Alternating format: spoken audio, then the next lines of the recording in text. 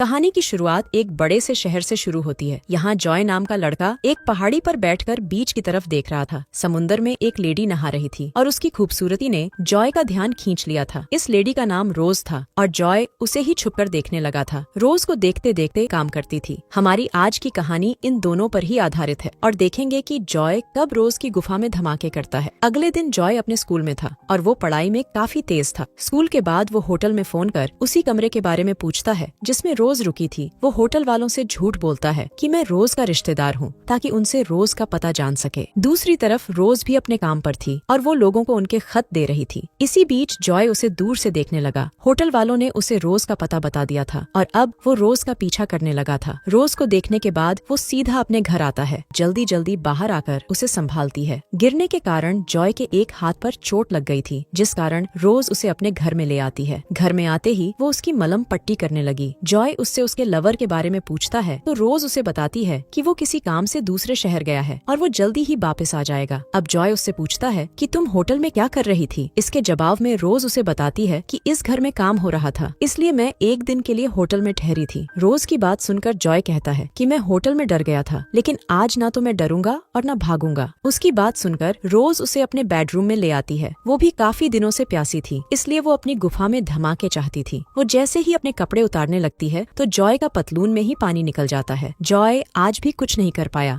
सीधा रोज से मिलने आ जाता है। बारिश के कारण जॉय के कपड़े भीग गए थे, इसलिए रोज उसे कपड़े बदलने को कहती है। कपड़े बदलते बदलते दोनों बेहद गर्म हो गए, जिसके बाद जॉय रोज की गुफा में धमाके करने लगता है। जॉय ने आज रोज की प्यास बुझा दी थी, इसलिए रोज काफी खुश हो गई थी। इसी बीच रोज को अपने लवर की गाड़ी की आवाज सुनाई देती है। आवाज सुनकर वो जल्दी जल्दी सामान ठीक करने लगी। जल्दबाजी के कारण वो जॉय को सिर्फ आधे ही कपड़े देकर बालकनी में इंतजार करने को कहती है। रोज के लवर का नाम विल था। रोज को उम्मीद थी कि वो जल्दी ही चला जाएगा, लेकिन बारिश के कारण विल जल्दी नहीं जाने वाला था। जॉय बाहर बारिश में भीग रहा था और उसे काफी ठंड भी लग रही थी। रोज मौका देखकर उसे एक चादर भी दे जाती है। जॉय को भी उम्मीद थी कि विल जल्दी ही चला जाएगा, लेकिन विल तो रोज की गुफा में धमाके करने लगा और दोनों की आवाजें सुनकर जॉय काफी दुखी होता है। कुछ देर बाद जब विल पानी निकाल कर सो गया तो रोज जॉय को बालकनी से निकालती है, क्योंकि वो अपनी बहन को अकेली छोड़कर चला गया था। जॉय के पिता का नाम नॉर्मन था और वो भी घर लौट आया था। मरियम चाहती थी कि नॉर्मन भी जॉय को डांटे, लेकिन वो उसकी बात नहीं मानता। अगले दिन रोज जॉय से मिलने उसके स्कूल आती है। वो जॉय की तबीयत के बारे में जानना चाहती थी, लेकिन जॉय उसे बदचलन कहकर वहाँ से जाने को कहता है। उसकी बात सुनकर रोज उससे कहती है कि मैंने तो तुम्हें पहले ही विल के बारे में बता दिया था, लेकिन तुम ही मेरे पीछे पड़े रहे। इतना कहकर वो चली जाती है। रात को रोज जॉय की माँ के स्टूडियो में आती है। ये स्टूडियो काफी समय से बंद था, इसलिए जॉय ने ही फोन कर रोज को यहाँ बुलाया था। वो रोज उसे माफ कर देती है, जिसके बाद दोनों एक दूसरे का पानी निकालने लग जाते हैं। धीरे धीरे जैसे जैसे दिन बीतने लगे, दोनों के बीच प्यार बढ़ने लगा। दोनों पूरा दिन घूमते फिरते और एक दूसरे की तस्वीरें भी खींचते। ऐसे ही एक दिन जॉय रोज को एक फार्म हाउस पर लेकर आता है, जो शहर से काफी दूर था। ये फार्म हाउस जॉय के पिता का था और दोनों यहाँ भी एक दूसरे का पानी निकालने लगते हैं। दूसरी तरफ मरियम जॉय के कमरे की साफ सफाई करने लगी थी। सफाई करते करते उस लेती है। उधर रात को जब रोज अपने घर आती है तो घर में उसे विल मिलता है। विल उससे पूछता है कि तुम कहाँ से आई हो। रोज उसकी बात को टालने की कोशिश करती है, जिससे विल का शक गहरा हो जाता है। वो गुस्से में आकर कहता है कि मुझे पड़ोसियों ने सब बता दिया कि तुम्हारे पास एक लड़का आता जाता है। रोज अब भी कुछ नहीं बोलती, जिस कारण विल बोतलों पर अपना गुस्सा उतारता है और बोतलों का एक टुकड़ा रोज को जख्मी कर देता है। वो जल्दी जल्दी उसे दवा देकर सोने को कहता है। सोने से पहले रोज मान जाती है कि मेरे पास एक लड़का आता था और मुझसे बहुत बड़ी गलती हो गई। विल को उस पर गुस्सा तो बहुत आता है, लेकिन वो उसे माफ कर देता है। उधर मरियम जॉय से रोज के बारे में पूछ रही थी। जॉय उससे झूठ बोलता है कि वो मेरी दोस्त है। इसके बाद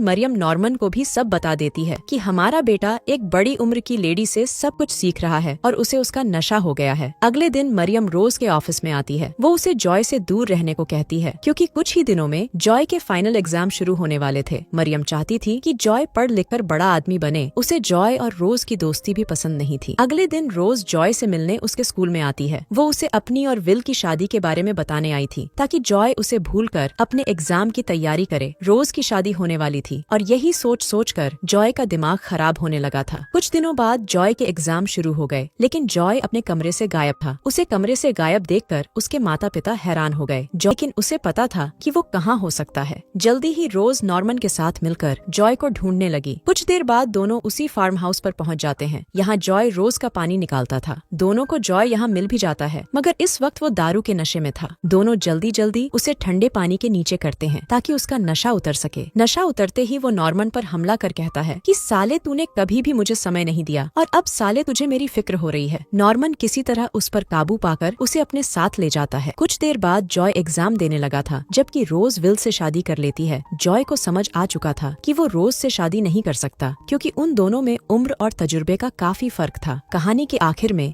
इसी के साथ इस कहानी का यही अंत हो जाता है। हमारी वीडियो देखने के लिए बहुत बहुत धन्यवाद। अगर आप ऐसी ही वीडियोस के दीवाने हैं तो प्लीज मेरे चैनल को जरूर सब्सक्राइब करें। मिलते हैं अगली वीडियो में, तब तक के लिए नमस्कार।